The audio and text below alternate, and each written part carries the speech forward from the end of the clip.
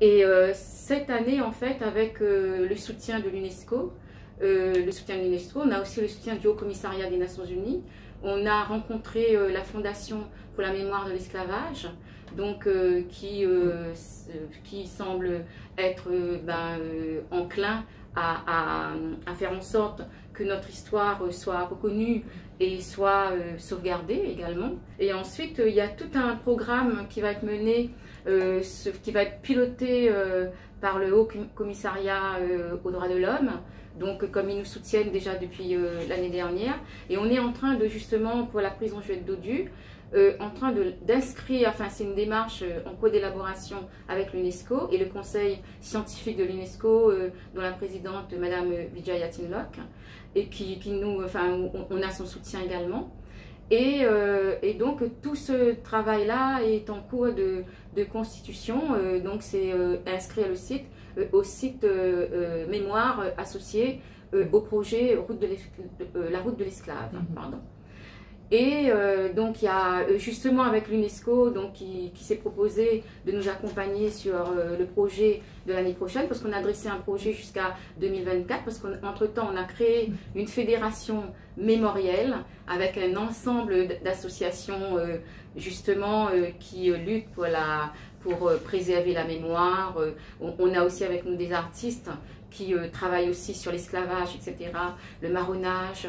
Et donc, toute cette association-là, donc on l'a voulu justement sur les conseils du Haut Commissariat des Nations Unies aux droits de l'homme, d'aller vers un programme d'activité dans la décennie des personnes, dans la décennie internationale des personnes d'ascendance africaine 2015-2024. Donc, on a monté un projet jusqu'à 2024.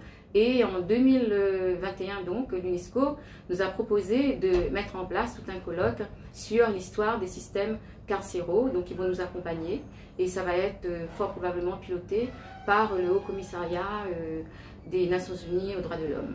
Et évidemment, en partenariat avec la Fondation pour la mémoire de l'esclavage, la fédération, notre fédération qui est maintenant inscrite, hein.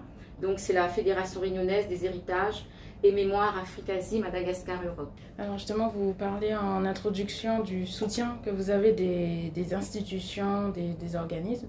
Qu'en est-il de la population? Parce que ce sera un lieu pour eux.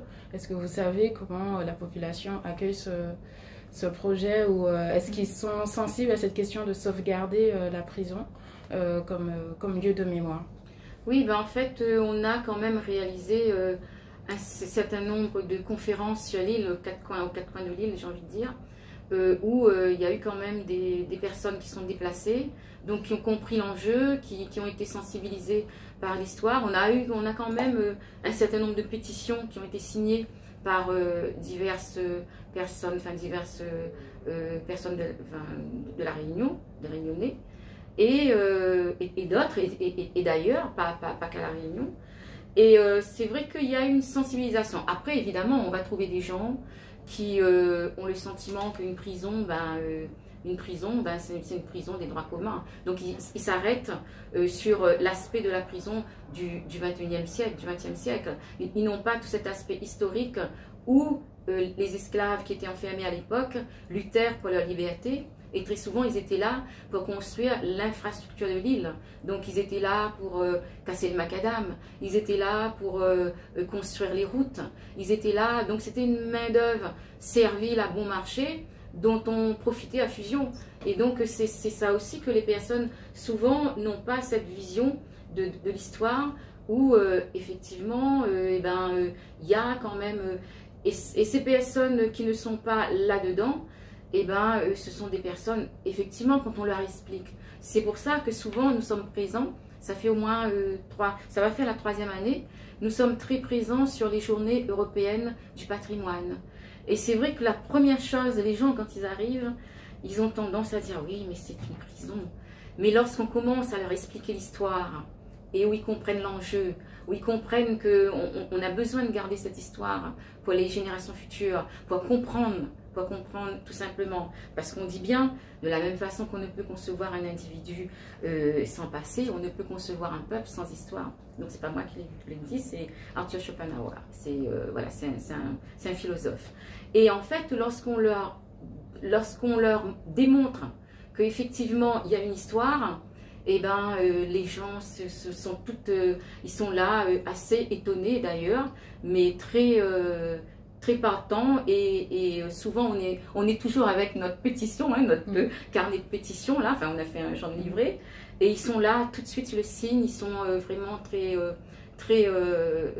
sensibles à cette histoire. Mais évidemment, là c'est aussi beaucoup de pédagogie, parce qu'on ne peut pas dire aux gens, voilà, il y a une prison, regardez, parce que c'est vrai, quand on regarde la prison vue de l'extérieur, et ben, ce n'est qu'un bloc. Une prison n'a jamais été esthétique non plus, hein. Donc c'est l'histoire qui est dedans, le contenu qui fera que on va ressortir quelque chose de beau. Dans le lait, il y a du beau aussi, hein.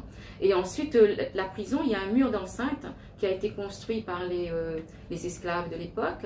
Il suffirait simplement d'enlever l'enduit qui est sur le mur pour lui donner un aspect mural, comme vous voyez là derrière. Enfin, un aspect, comment on va dire, mur moellon, comme il existe chez nous dans cette rue de la Bourdonnais où je vous ai dit, où j'ai cité. Donc il y a des maisons qui sont encore en mur de comment on appelle ça, de pierre.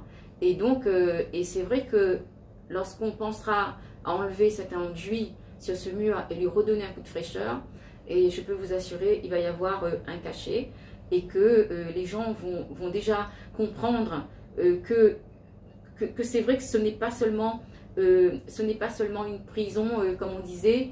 Je crois qu'il y avait un terme où il y avait une personne qui avait dit la prison c'est le mur de la honte.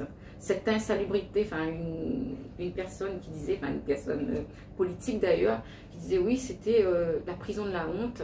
Et bon, c'est vrai que c'était vu PSU autrement que le côté de bien sûr qu'une prison, lorsqu'on entasse les gens, lorsqu'il y a l'insalubrité, c'est forcément une prison, c'est la honte de la République, c'est ce qui se disait.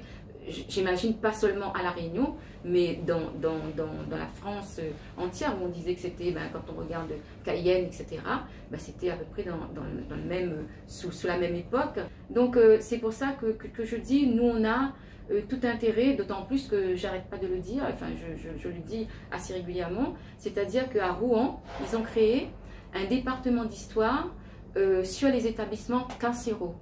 Et nous, on en a encore chez nous, donc c'est vrai et on a l'université, comme on dit, comme on n'arrête pas de dire régulièrement, que la prison n'est-elle pas à la fois le miroir et le reflet de la société, qui invite forcément une réflexion.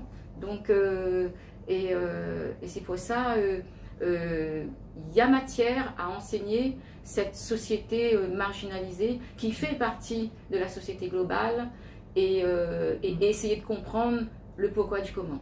Voilà.